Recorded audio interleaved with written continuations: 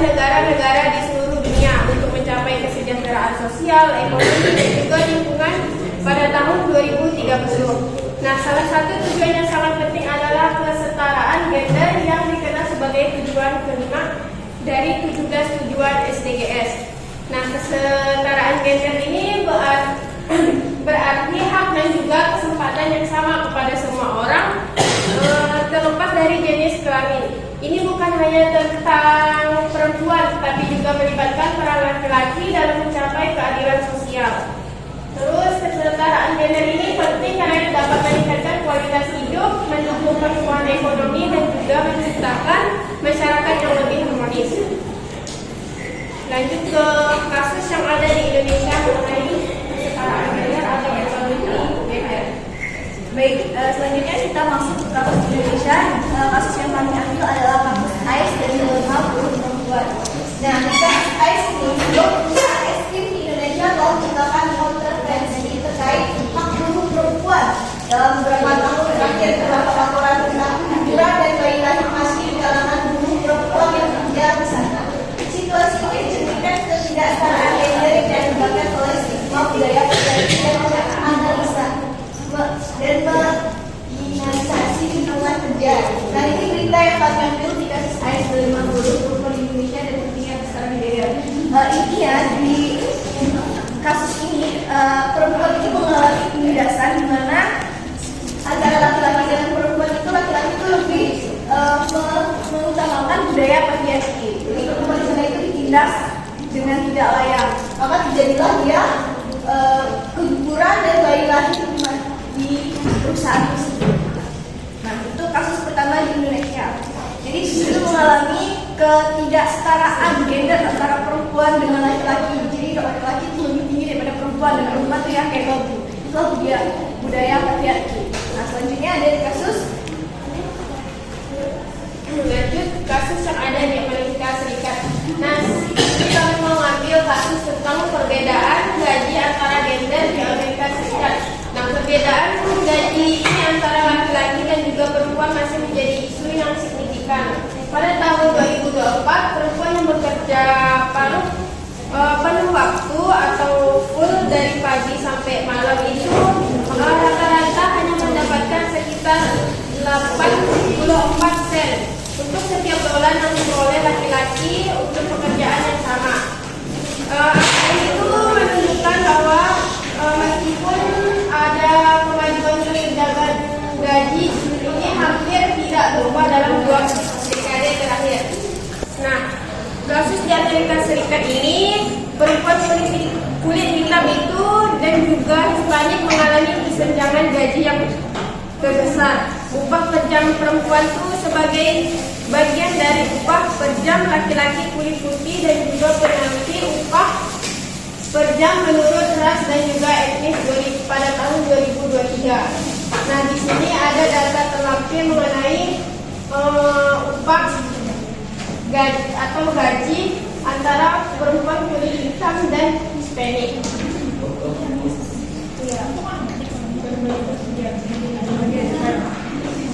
Nah, terus upah per jam untuk setiap kelompoknya itu diwakili oleh upah rata-rata dari 20% tengah distribusi upah masing-masing. Nah, yaitu merupakan rata-rata persentil ke 40 sampai 60 untuk setiap kelompoknya. Sekarang lanjut ke kesamaan dan juga perbedaan dari kasus yang ada di Indonesia dan juga Amerika Serikat. Baik, untuk kesamaan kedua negara menghadapi isu ketidaksetaraan gender terutama dalam pekerjaan hak buruh perempuan. Seperti yang kita ketahui di negara Indonesia dan di negara Amerika. Ya, Amerika itu mengalami ketidaksetaraan gender. Intinya kalau kita bandingkan dengan Indonesia itu perempuan itu lebih rendah gajinya daripada laki-laki tersebut. Nah, terus mengalami diskriminasi gender dipengaruhi oleh norma sosial patriarki di keduanya. Kenapa disebut begitu diskriminasi ya? Itu karena perempuan itu tidak lebih layak mendapatkan nilai yang tinggi dari hasil kerja kerasnya. Di pandangan mereka itu lebih mengutamakan laki-laki itu yang lebih layak untuk mendapatkan nilai yang lebih dari perempuan. Beda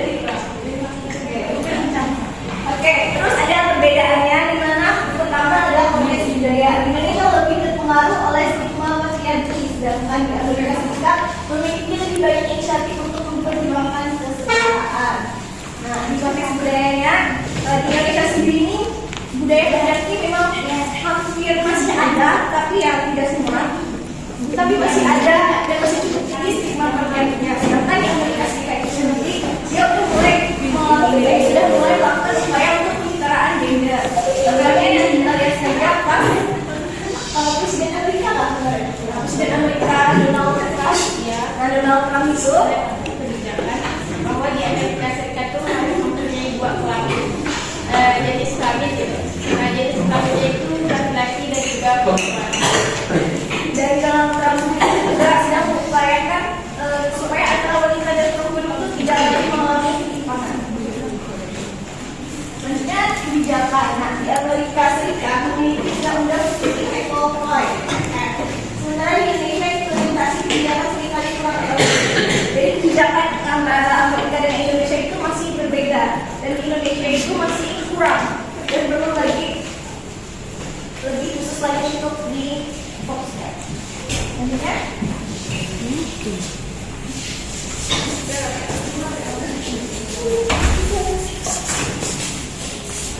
Sekian materi yang dapat kami sampaikan. Bagi teman-teman yang ingin bertanya mengenai equality gender, waktu dan tempat kami persilakan.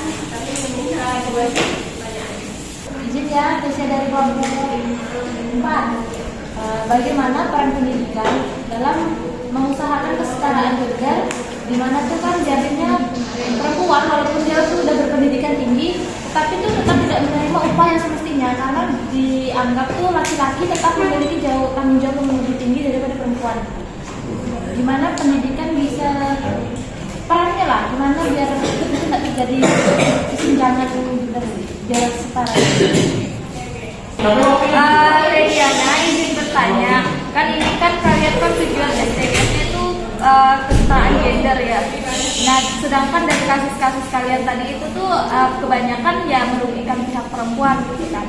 Nah, ada nggak upaya untuk menyetarakan antara laki-laki dan perempuan gitu kan, entah dari berbagai sudut pandang lah, entah dari pendidikan kah, pemerintah kah, dan sebagainya gitu. Terima kasih.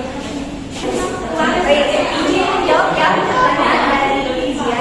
Nah, bagaimana sih orang pendidikan di kasus Amerika Serikat ini terhadap perbedaan gaji antara gender di Amerika Serikat? Nah, jadi intinya tuh pertanyaannya tuh tentang karyawan yang mengambilkan bekerja di sini itu apakah dia mempunyai pengaruh di kasus tersebut.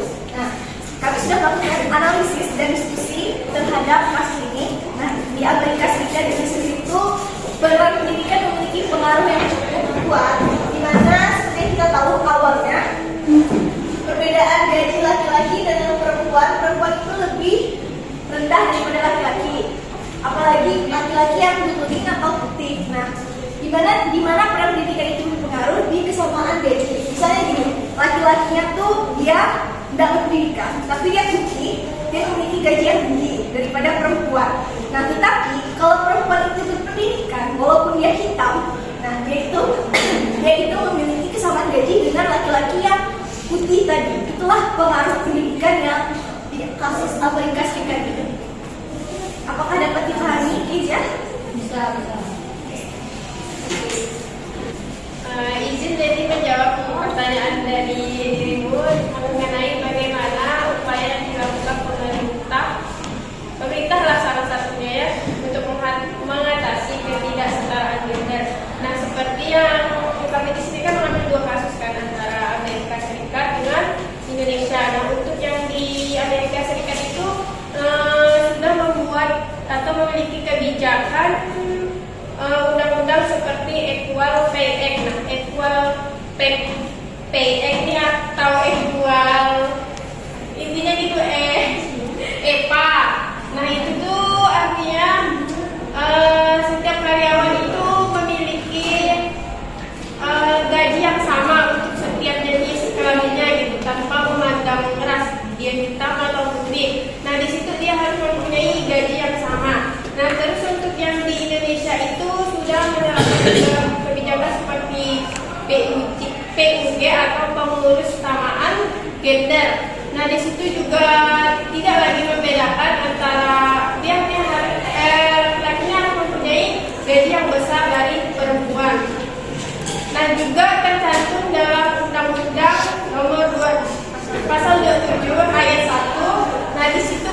juga tentang kesetaraan gender. Kayak izin menambahkan satu lagi yaitu pemberdayaan wanita, di mana itu salah satu kebijakan yang ada di Indonesia dan itu udah banyak kita rasakan dan kita lihat di mana pemberdayaan wanita ini sendiri punya pengaruh cukup besar dan cukup tinggi. Nah kita lihat contoh saja ambilnya yang kita kemarin kayak yang sabun kemarin, ya kayak semangat lagi.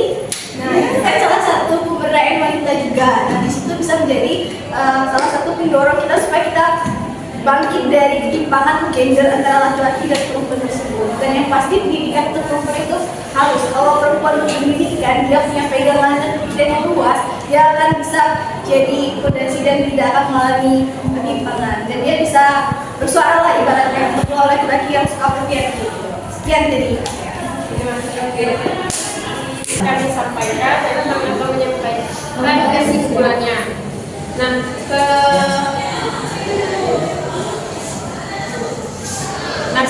ketidaksetaraan gender di Indonesia dan Amerika Serikat itu menunjukkan tantangan yang signifikan, di mana Indonesia itu masih terpengaruh oleh stigma patriarki yang kuat mengakibatkan perlakuan buruk terhadap buruh perempuan seperti terlihat dalam kasus Ais tadi.